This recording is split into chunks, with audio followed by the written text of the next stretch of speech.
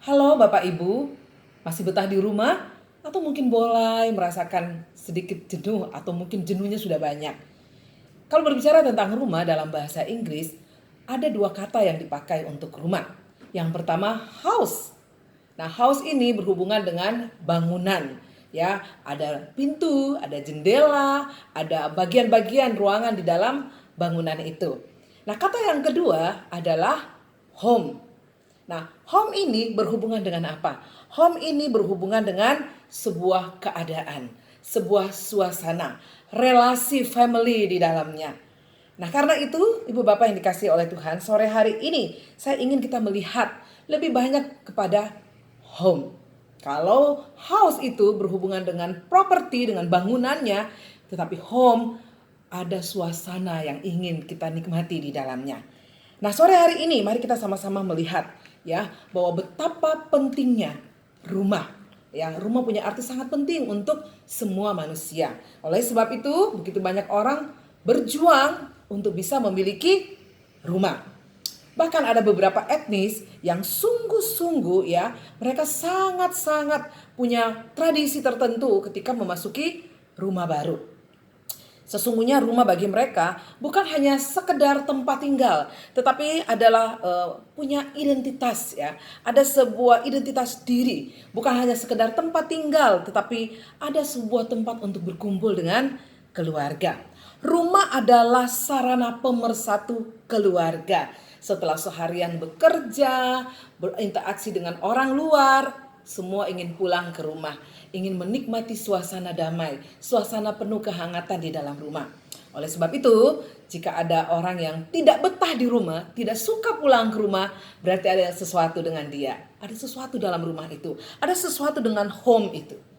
Kita mengenal banyak sekali kata-kata yang menggunakan kata home. Belajar di rumah anak-anak saat ini mereka dikatakan homeschooling atau home learning. Bekerja di rumah tidak dibilang housework, orang bilang bekerja di rumah. Betul-betul ada sesuatu yang dikerjakan, dikatakan home work. Nah, kemudian kita juga mengenal istilah yang sangat terkenal yaitu home sweet home. Artinya rumahku itu istanaku. Nah, ternyata kata home yang dipakai karena menggambarkan sebuah suasana, sebuah keadaan, sebuah relasi penghuni-penghuni di dalam rumah itu. Kita akan betul-betul ya bisa membeli banyak sekali properti. Kita bisa menghiasi rumah kita dengan semua alat-alat furniture yang mewah. Tetapi kalau di dalamnya tidak ada kedamaian, tidak ada relasi antara satu dengan yang lain dalam rumah, maka rasa-rasanya tidak ada yang namanya kenikmatan hidup di dalamnya. Nah, di dalam Mazmur 127 ayat 1 firman Tuhan bilang begini. Jikalau bukan Tuhan yang membangun rumah, sia-sialah usaha orang yang membangunnya. Jikalau bukan Tuhan. Artinya apa? Hanya Tuhan yang bisa memberikan kenyamanan.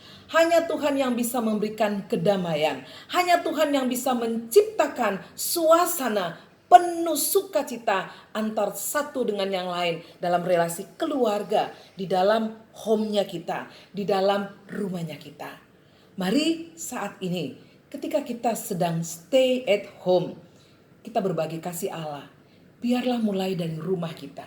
Di dalam rumah kita lah kita merasakan kasih Allah yang kita bagikan kepada keluarga kita, kepada anak cucu kita. Ketika anak-anak belajar di rumah, ada home, ada kedamaian, ada sukacita yang mereka rasakan. Ketika ada pasangan yang harus bekerja di rumah, ketika ada orang tua atau ada anak-anak yang mungkin harus bekerja, ada anak kita yang melakukan tanggung jawab bisnis di rumah, mereka menikmati suasana penuh kedamaian di dalam rumah. Dan hanya Tuhan yang bisa menciptakan itu. Kita tidak bisa menemukan di dalam. Kita tidak bisa menemukan di dalam diri kita sendiri. Tapi kita bisa menemukan hanya Tuhan yang bisa membangun suasana penuh kedamaian itu.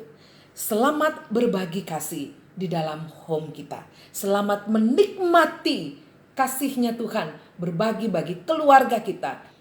Kasih Allah kita mulai dari rumah kita.